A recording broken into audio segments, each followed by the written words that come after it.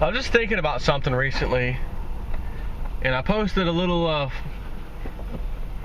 comment on my website, realistnews.net, just to ask the question and, kind of remind people at the same time what happened when not too long ago the same exact thing happened. And that thing is, you recall, now let me back up just a minute. In 2007, very early, I found a video on YouTube, something about energy non-crisis, and it was this guy named Lindsey Williams, and never heard of him before, and he began to talk about how the price of oil is controlled on Wall Street, and they have an agenda, and this and that. It was during my period of trying to wake up, about what's going on in the world. And he mentions that in the near future, the price of gas was going to go to between $4 and $5 at the pump, and that per barrel of oil, it's going to be right at like $150 per barrel, which was insane. Like, never been that high, But I remembered that and waited. Next thing I know, 2008 rolls around, February, March, April, etc. Prices are starting to skyrocket. $120 a barrel, $130, $140, $145. It's July, right in the middle of summer. It's $146 a barrel. And I'm like, man, I gotta find this guy. I wonder if he's doing any videos, because he wasn't actually doing a video. Someone posted his video of him speaking at the Granada Forum from 2006. I happened to watch it in 2007. And so I'm like, I gotta find Lindsey Williams. I found some stuff. I looked at him online. Okay, there's some people doing interviews with him on some radio shows. I end up listening in on one. It may have been the Jeff Rentz show at the time. I don't remember. And he said, once again, I've been told the price of oil. I told it to everybody, and here we are. It's $150 a barrel, just like my elite friend told me it would be. Oh my God, Lindsey, you were absolutely right, and how this and that. And he said, look, I've got something else to tell you. I've just been told that we're going to basically punish the Middle East, and we are going to set the price of oil is going to go down to 50 and below a barrel coming soon. He said, and that by next year it will be in that zone for sure, that price range. So even though he correctly said this would happen, people on the radio show were still like, come on, 50, everyone's saying it's going to 200, it's going down. He said, you mark my words.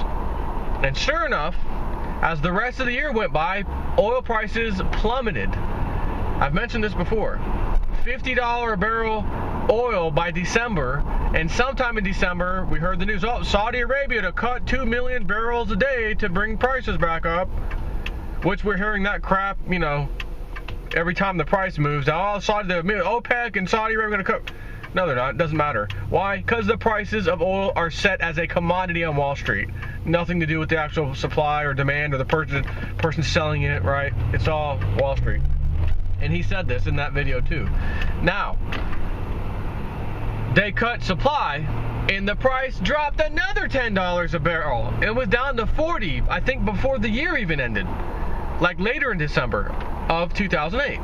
I went and verified all this. I looked it up. I mean, it's absolute facts. So cutting supplies, it's just nonsense, utter nonsense. But the point I'm making here is that what happened, economically speaking, to the price of gold, etc., all that stuff, during this little event back in 2008. When oil prices began to plummet, that started in the latter part of 2008. What happened before that happened? Well, silver was jumping up into the low 20s, and they smashed it down to 17 in, I think, March, if I recall, of 2008. They hammered it down. After this event happened, in latter part of 2008, from the as far as the oil crashing, that's when silver did its epic fail and landed down near $9.50 as the absolute low, if I recall. You can look this up. I know my number is very accurate. Maybe it was 940 something, 950 something, whatever. Roughly $9.50 after oil crashed. And then what happened after that?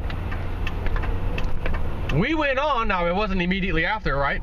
But shortly, in the near future after all that happened, 2009, etc., 10, 11, we all of a sudden have $50 silver and $1,900 gold.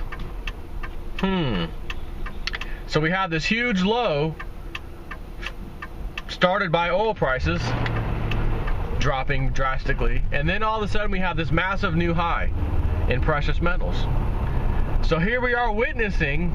Now the interesting here though is we never really saw gas prices like skyrocket like they did in 2008 and then crash down to 50 or whatever, right? They just pretty much were at whatever, a little over $100 a barrel, and then boom, they've been getting smashed lately. So are we going to see the same type of thing we saw in 2008, 2009, where this epic rally in precious metal prices from those time frames after they hit their lows went up to break records? So it's something to think about. And I know there's not a lot of people, but there are very few people, but they are out there, and they are relentless in trying to tell people how stupid it was and how stupid it still is to invest in gold and silver. It's not a good idea. You guys should have played the market. You gave all this bad advice. All this nonsense. As Lindsey Williams has said over and over again, because his elite friend pounded it into his friend, the only thing that's going to save you when they pull the trigger on the economy, and they're going to do this,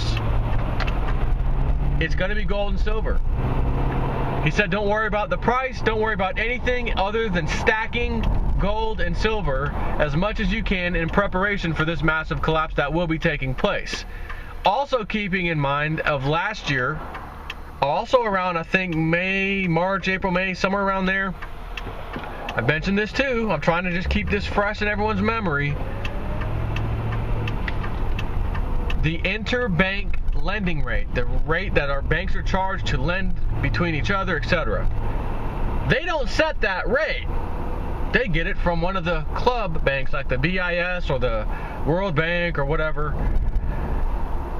And that's the interbank lending rate. So on a Friday in the middle of nowhere, all of a sudden the rate skyrocketed. Not even, excuse me, didn't skyrocket, just went up a bit. And he said that was a test. Lindsey Williams said they're doing a test to see if they can pull this off, for what they think they can accomplish. And news articles came out that Friday evening, Saturday. If the interbank lending rate does not rise or go back down to where it was, it's going to be blood on the streets, the markets, banking. It's going to, Lindsey Williams said, do not worry. I've been emailed by my buddy, my friend, my elitist friend, and he told me it's just a test and the mission has been accomplished. It absolutely will produce the results they want. And by Monday morning, there won't be blood on the streets. The rate's going to go back down. Everything will be fine. They were just doing a little test. And I went and verified all those events. I found the news articles talking about it's going to be Bloody Monday, it's going to be bad, blah, blah. I also then saw that Monday morning, the news then, okay, the rate's back down, everything's good. Just like he said. If this isn't going to end where precious metals are king, then why are they doing these test runs? Why are they setting everything up so that they can pull the trigger? Because they are going to. And the only people who are going to do even kind of well during this crap that we're all going to have to deal with are those people who have been invested in precious metals. And I'll make it clear one more time. Okay, so, I get new subscribers all the time. It never stops. I just keep getting new subscribers. It's the nature of the beast. So I have to repeat some of the things that I've said a million times to those of you who've been following me for a while. But this is one of the important ones. If you don't hold the precious metals in your possession, i.e. in your house, in a safe, bolted to the ground, etc. Some way that you have access to it. And I don't mean, oh, well, I could go to the bank in my safety deposit box. No. You must hold the gold and silver in your possession. I just read that there's a lawsuit within the Ukraine being filed against the head of their central bank because they sold off their gold to their friends, America and whatnot, and manipulated some money, pricing, and something or another in relation to that, and they felt it was an abuse of power, so they're suing them. Every time you hear these stories, there's always some attachment to a country's gold. If gold and silver have been slammed lately, it's nonsense, it's not nothing, you shouldn't mess with it. Why are entire countries trying to get their hands on it, and the bozo ones who are just puppets for us are the ones relinquishing it? Why can't we give Germany back the gold that we are holding for it and told them we'll give you back 50 tons per year for the next 7 years, even though it's your gold? And then the first payment we make to them, we can only give you 5 tons. Sorry, man, we just couldn't swing 50. Really? If that doesn't tell you something, I don't know what will. All you can do is sit here and wait and pray that this takes longer than you and I both expected. Because the longer it takes, the more precious metals you have an opportunity to stack while you still can.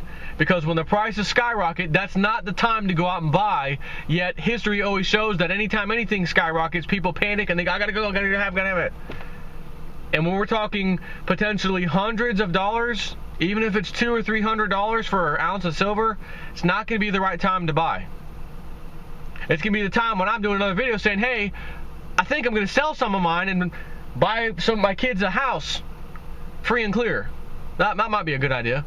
And be completely out of debt so that when they get a little older, they don't have to slave around to make house payments and absurd interest rates, because interest rates always skyrocket too. Which this little, near zero crap, 3, 4, 5% home loans, that's not going to last. It can't. So, something to think about. Looks like we're about to repeat 2008, 2009 again. And if that's the case, what follows is going to be very high precious metals prices. And again, this time it ain't going to be like last time. Oh, it'll hit 50 again, and I'll sell off at 50 because they... Oh no, that was them making you sell off at 50 to prove to you, get away from it, don't touch it. Only to find out, wait, it happened again, and just a few years later, hey, I thought you said gold and silver wasn't good. Why is it priced back up? What the hell's going on? And people are going to want it bad. And those of us that have it will be glad to sell it. You will be able to get out of debt. You will be able to do so many wonderful things with those precious metals when the time comes. Take care.